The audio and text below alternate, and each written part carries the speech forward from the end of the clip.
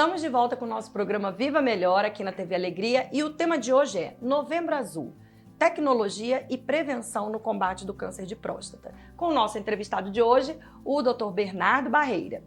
Bom, doutor Bernardo, o nosso público ele é bem variado, né? Mas assim, tem uma forte tendência a acadêmicos, educadores da área da saúde, Sim. né? Enfim, dessa forma, pensando nesse público, responde pra gente. Além da cirurgia robótica, quais são as outras inovações tecnológicas que vêm contribuindo aí para o diagnóstico e tratamento do câncer de próstata?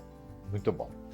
O câncer de próstata como é uma doença muito prevalente e ela é mais frequente em pessoas mais velhas e a nossa população mundial está envelhecendo, então os estudos nessa área eles são muito amplos. Na parte cirúrgica, a cirurgia robótica hoje não é nem o futuro, já é o presente. A gente já está discutindo telecirurgia, fazendo cirurgia robótica à distância e tal. Esse acho que é o ponto, é o ápice hoje da parte cirúrgica. Mas não é só a cirurgia que trata câncer de próstata.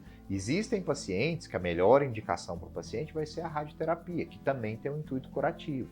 Às vezes, quando a gente tem um paciente mais velho, que tem um risco cirúrgico proibitivo, a gente vai fazer radioterapia. E nessa área, os avanços eles são muito grandes, a gente tem máquinas melhores. Porque o grande desafio da radioterapia é colocar radiação no órgão que precisa ser irradiado e não colocar nas áreas em volta. Mas a próstata está lá no centro da pelve, tem reto atrás, tem bexiga em cima, tem cabeça do fêmur tudo do junto lado. e misturado ali, né? Exatamente. Então, eu falo para os meus alunos que tudo que a gente vai fazer para tratar câncer de próstata, a gente tem uma morbidade ou tem efeitos colaterais envolvidos, né? Na questão da radioterapia, a gente teve uma melhora grande com essas máquinas mais modernas que conseguem concentrar mais a radiação lá.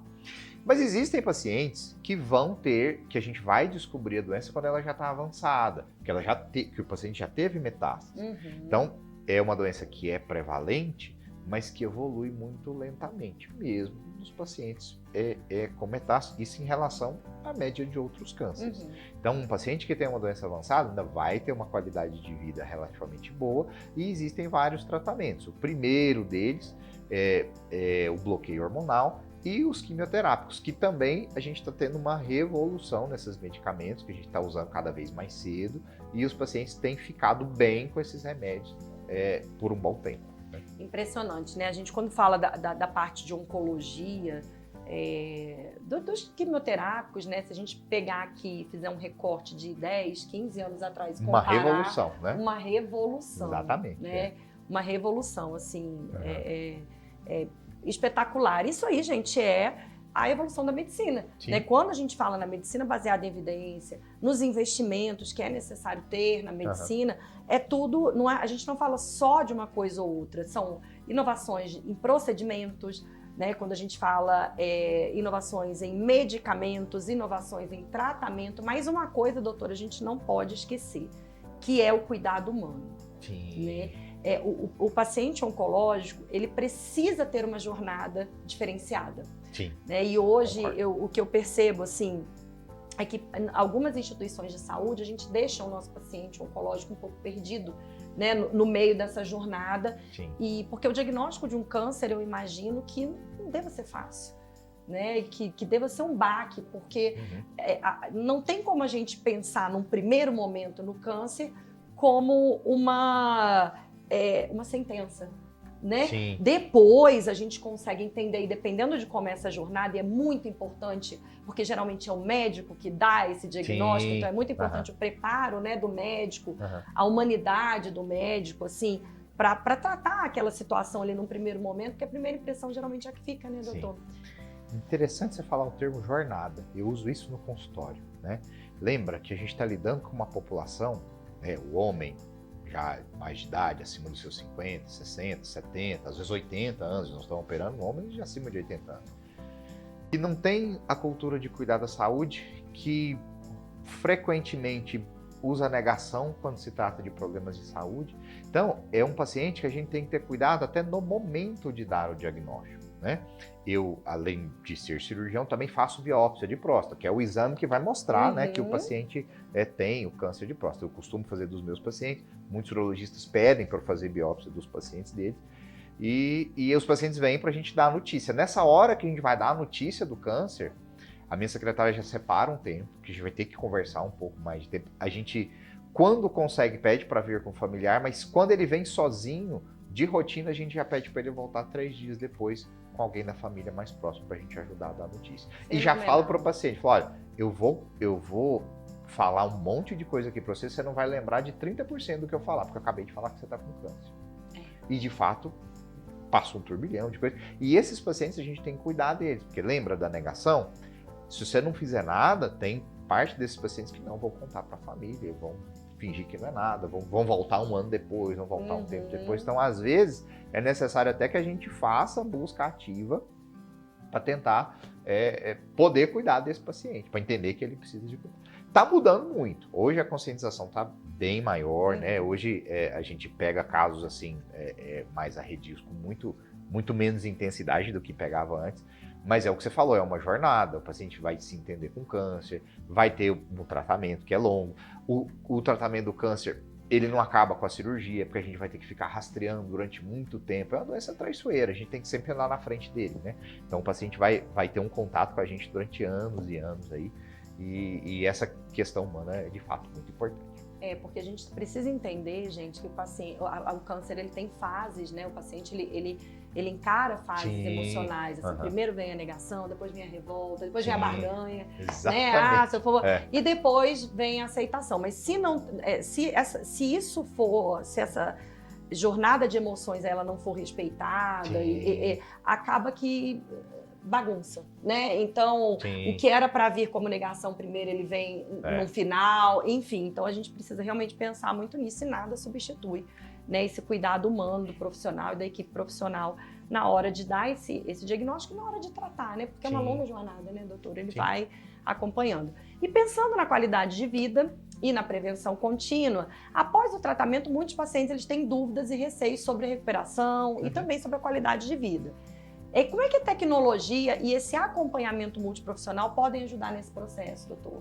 O câncer é uma doença de um profissional só? Não, de forma nenhuma. Na verdade, a gente lida com uma doença que ela tem muitos estigmas. A gente falou do primeiro de não querer fazer o exame por conta do toque retal, né?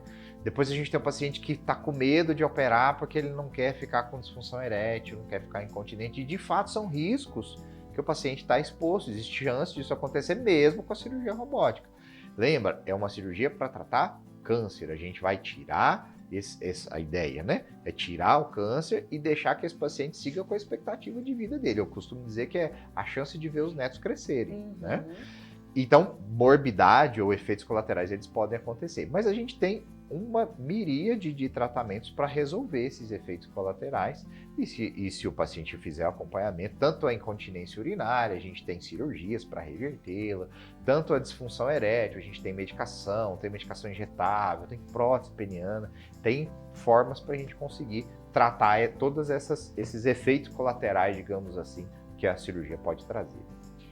A gente está tentando fazer a parte, né, doutora? Sim. A saúde está tentando fazer a sua parte, o próprio SUS inserindo procedimentos, né, dentro da tabela e materiais também, prótese peniana, né, e tudo mais, assim como a prótese mamária no câncer de mama. Então, a gente precisa que todo mundo faça parte, até porque, doutor, o câncer, que é até essa próxima pergunta que eu vou fazer, ela não é uma doença de um fator só. Ela é multifatorial. Né? Ela é multifatorial. Então, além desses exames preventivos, quais os hábitos de vida, como, por exemplo, alimentação, prática de atividade física, controle de estresse, realmente fazem diferença na prevenção e também no tratamento do câncer, durante o tratamento, para evitar recidiva e tudo mais? Tá, interessante. Quando a gente fala na prevenção do câncer de próstata, esse termo não é exatamente correto. A gente não consegue ainda prevenir câncer. O que a gente busca é o diagnóstico precoce, né? Então, é separar da população aqueles que vão ter câncer, descobrir no começo e tratar, né? Mas falando de prevenção mesmo, não só do câncer de próstata, mas das outras doenças neoplásicas, é o cuidado com a alimentação, né? Não ingerir o excesso de comidas processadas, ter uma alimentação balanceada, fazer atividade física, que isso é essencial para envelhecer bem, né? Lembra que hoje a gente está operando pacientes de 65, 70, até 80 anos, né? Então, quem faz atividade física, quem tem uma boa capacidade cardiopulmonar, quem tem uma musculatura boa, vai se recuperar melhor de um trauma cirúrgico, né? Então, hábitos de vida saudável, exercício físico, alimentação boa, ajuda sim a prevenir o câncer de próstata e os outros cânceres também, evitar álcool, evitar tabaco, né? Mas também quando o paciente tem a doença, ele evolui melhor, ele lida melhor com a doença se ele tiver esses hábitos positivos de vida. Eu participei de um congresso no ano passado em Fortaleza, que tinha uma médica urologista, e ela trouxe para a gente alguns artigos publicados em revistas internacionais sobre a questão da importância da atividade física, até após, durante o tratamento e após, né? Até quando o paciente recebe lá aquele espaçamento maior do acompanhamento, né? Porque é importante a gente lembrar que o câncer é uma doença crônica, né? Sim. Precisa ter o acompanhamento ali no longo. A gente tem espaçamentos, mas jamais largar para sempre, né? O paciente ele vai sempre estar ali procurando o médico, enfim. E ela disse da questão do índice, né? De recidiva de câncer com as atividades físicas, o tanto que diminui, né? Que foi um estudo coorte e tal que eles fizeram, então um grupo praticava, outro grupo não praticava, e o tanto que diminui. Então, ou seja, a atividade física, né, ela vem aí com uma proteção também de que o câncer possa voltar, né? Ou em outros locais, né? E aí, quais atividades físicas, assim, doutor, o senhor recomenda para um paciente, por exemplo, que esteja ali em tratamento, né, mas que esteja apto a poder fazer, lógico que de acordo com Se movimentar é sempre muito importante, né? Hoje isso já está mais do que definido, né, em trabalhos, em relação ao tempo ao tempo de vida que a pessoa consegue manter sua independência. Porque hoje a nossa expectativa de vida é bem maior do que era um dos nossos avós, mas o grande desafio talvez é envelhecer bem, com independência, conseguindo se movimentar, não depender de cadeira de roda. Então, a atividade física de força, ela é muito importante para isso. Musculação mesmo, pilates, que seja, né? Manter uma proporção de massa muscular boa ajuda em manter essa mobilidade em quem tem câncer ou quem não tem câncer, né? E a atividade física do ponto de vista de cardiopulmonar também ajuda para o paciente ter uma boa capacidade física para tolerar um estresse cirúrgico, né? Então, caminhada, corrida também ajuda bem. Então, olha, gente, pessoal que está aí em tratamento, né, conversa com o seu médico e o que ele liberar, faça, porque o negócio é movimentar. A gente não pode, nosso corpo ele não foi preparado para ficar paradinho ali. Então, obedeça lá a sua clínica, né? É lógico que os exames, o que você pode fazer, acompanha direitinho com o médico, mas movimente o corpo. Doutor, agora é o momento do nosso quadro. Você pergunta e o nosso especialista responde. É onde o nosso público pergunta para o nosso especialista, para o nosso convidado, e aí a gente roda o VT aqui e o senhor responde para a gente. Ok. Vamos lá? Vamos lá. Por isso que eu gosto dos meus convidados, gente, eles topam tudo. Então, primeira pergunta, por favor. Meu nome é Jennifer Kelly. Estou no 10º período de enfermagem e a minha pergunta é: Dr. Bernardo, como um profissional de enfermagem pode atuar na sensibilização dos homens sobre a importância do exame preventivo, especialmente nas unidades básicas de saúde? E aí, doutora, agora eu já gostei da minha área, enfermagem, como que a gente pode fazer aí para estar auxiliando? Então, o profissional de enfermagem, e aliás, todos os profissionais envolvidos na unidade, na atenção básica, eles podem ajudar a desmistificar o cuidado com a saúde do homem, né? Isso é um problema tão sério que o próprio Ministério da Saúde identificou isso e a partir de 2008 ele criou o Programa Nacional de Saúde do Homem, porque ele identificou que é uma população que está em risco. O homem adulto ele tem uma aderência bem menor ao tratamento de doenças crônicas, né? Ele não toma remédio para pressão, não toma remédio para diabetes. Ele tem uma sensação de que as coisas não vão acontecer errado com ele, né? Ele enfrenta mais perigos, né? Ele está mais exposto à violência, tanto violência no trânsito como violência entre pessoas mesmo. Então, é um paciente que eu brinco com os meus alunos que ser urologista é ser médico do pai da gente, né? É um cara que não quer ir no médico, que não quer estar lá e que acha que ele não precisa. Então, o profissional de enfermagem, o profissional da unidade básica, ele tem que ajudar inicialmente nessa desmistificação, que todo mundo tem que ir no médico, que todo homem tem que ir no urologista, porque o urologista é o médico do homem, né?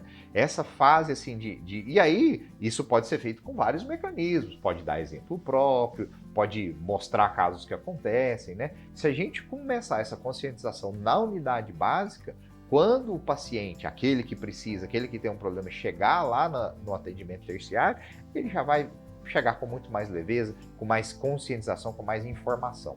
Né? E também até, às vezes, no tempo oportuno.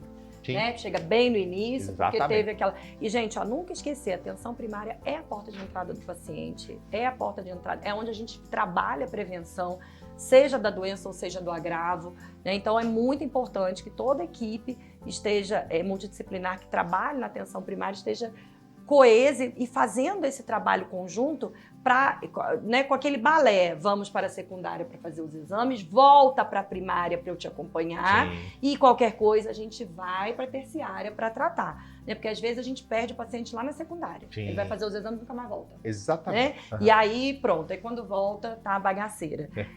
É assim. Próxima pergunta, por favor.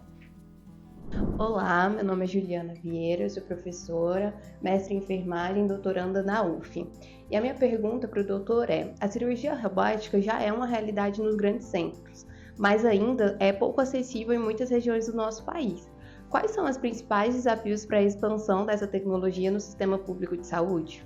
Bom, doutor, essa é uma pergunta importante, já que a gente falou da atenção primária lá, é importante a gente falar da questão da acessibilidade. Exatamente. Como é que fica isso aí para os nossos pacientes do SUS, doutor? Pois é, cirurgia robótica é cara, né? O robô custa caro, os braços do robô, eles têm um número de uso, então tem que periodicamente ir trocando, e o custo disso para o sistema de saúde, de fato, é muito alto, né? A gente tem algumas unidades do SUS que tem cirurgia robótica, a gente tem, inclusive estão chegando aqui no nosso estado, já tem, é meio segredo ainda, mas nós vamos ter no interior do estado um robô que está chegando aí. Opa, ó, nós estamos contando só para vocês. A gente sempre tem esse desafio de viabilização. É interessante que a cirurgia robótica, quando ela foi idealizada, quando ela começou a ser pensada nos anos 90, o exército americano pensou isso, para as zonas de guerra, para que o cirurgião não tivesse que estar lá na zona de guerra quando o soldado ferido fosse ser operado e tal. E acabou que isso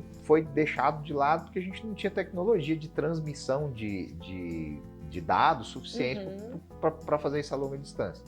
E agora, nesse momento, principalmente com os robôs da China, esse desafio com as novas tecnologias de internet, a gente já está conseguindo fazer a telecirurgia, que é a cirurgia à distância. Isso pode ser um caminho para a gente democratizar mais o acesso à cirurgia robótica fora dos grandes centros, né?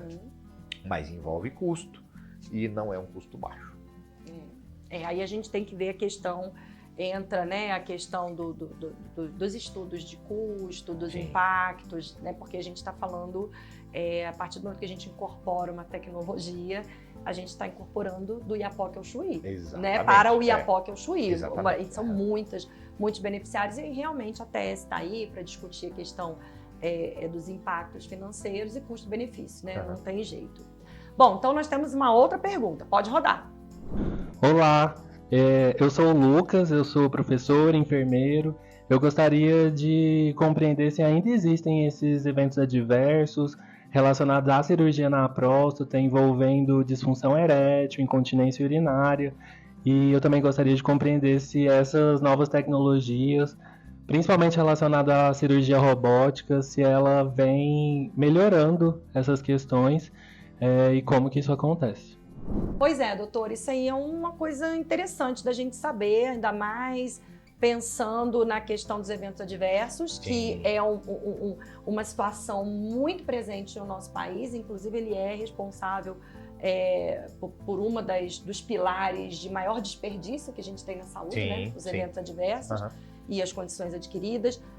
Mas conta pra gente, como que pode funcionar isso aí? Como eu já falei anteriormente, tudo que a gente vai fazer para tratar o câncer de próstata, existe morbidade envolvida. O que é morbidade? é a chance de você ter efeitos colaterais do próprio tratamento que você vai fazer. Quando a gente faz radioterapia, a gente pode ter cistite actínica, retite actínica. Quando a gente vai fazer bloqueio hormonal, esse paciente com a testosterona baixa vai fazer osteoporose, vai fazer depressão, vai ter problema cardíaco. E quando a gente opera o paciente, ele está sujeito aos efeitos colaterais e principalmente, no caso da cirurgia do câncer de próstata, pela própria função da próstata, ele está sujeito sim a ter incontinência urinária e a ter disfunção erétil. Essas taxas elas variam, principalmente com a idade do paciente. A questão da função erétil ela tem uma relação muito grande com a função sexual prévia do paciente. Pacientes que têm uma função sexual boa tendem a manter, quem já tem uma função sexual um pouco alterada tende a piorar bastante, né? E a questão da continência urinária também, ela tem relação com a técnica cirúrgica. A gente hoje já tem dados de trabalhos publicados que a cirurgia robótica tem melhores taxas desse tipo de complicação, mas mesmo assim isso ainda é possível acontecer, né? O que é o principal fator relacionado à diminuição dessas complicações? A vivência da equipe cirúrgica, a vivência de toda a equipe, né? Um hospital que opera só câncer tem melhores resultados operando câncer, com uma frequência muito grande. Cirurgiões que operam várias vezes no mês, eles têm resultados melhores do que cirurgiões que operam 1, 2 vezes uma cirurgia dessa a cada 6 meses, entendeu? Então isso influencia bastante no resultado. Gente, escolha de médico é uma escolha de vida e para a vida. Então, sempre procurar verificar se o médico, né, as aptidões, se o médico realmente, não só expertise, mas se ele tem títulos também, né? Porque, obviamente, claro que você precisa da vivência, mas também você precisa da parte técnica ali do aprendizado, né? Então, isso é muito importante. Doutor Bernardo, infelizmente, nosso programa está chegando ao fim. Nossa, foi tão rápido. Poderíamos ficar aqui. Ficar mais tempo. Tudo bem, a gente vai ter a parte 2, tá? Novembro Azul, a volta. Né? Vamos gravar a parte 2 aqui, porque é bom que a gente já, né? Água mole, pedra dura, né? Nós vamos convencer essa almarada aí, né, doutor? Então a gente está chegando ao fim, mas antes da gente terminar, doutor Bernardo, caso alguém tenha alguma dúvida ou queira contactar o senhor para, né, consulta, ou até possíveis cirurgias também, que a gente está aqui, né, para vários nichos, fala pra gente qual que é o seu contato, seu Instagram, como é que faz para te achar? Bom, obrigado pela oportunidade de estar aqui, né? Eu sou médico urologista do Hospital do Coração de Goiás, né? Que aqui em Goiânia, meu consultório é só aqui.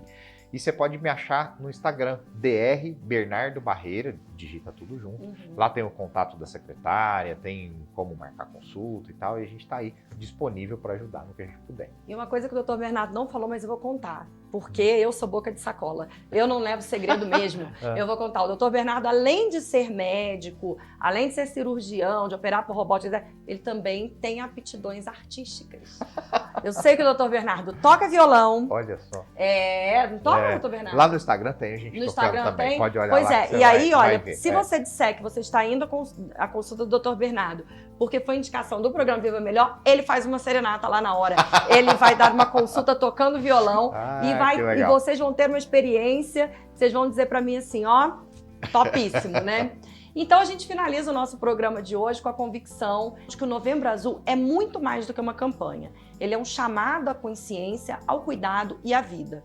Durante muito tempo, o medo e o preconceito afastaram os homens dos consultórios e dos exames preventivos. Mas hoje, com o avanço da medicina e da tecnologia, sabemos que o diagnóstico precoce faz toda a diferença. Cuidar da saúde não é sinal de fraqueza, é sinal de responsabilidade, de amor próprio e de respeito por quem está ao nosso lado. A informação é e sempre será a nossa melhor arma contra o câncer de próstata. Então, nesse Novembro Azul e em todos os outros meses do ano, lembre-se, procure o urologista, faça seus exames e mantenha hábitos saudáveis, porque prevenir é viver e viver com saúde é o nosso maior investimento. Obrigada pela companhia, fiquem com Deus e até a próxima terça-feira, às 19 horas, no programa Viva Melhor, aqui na TV Alegria.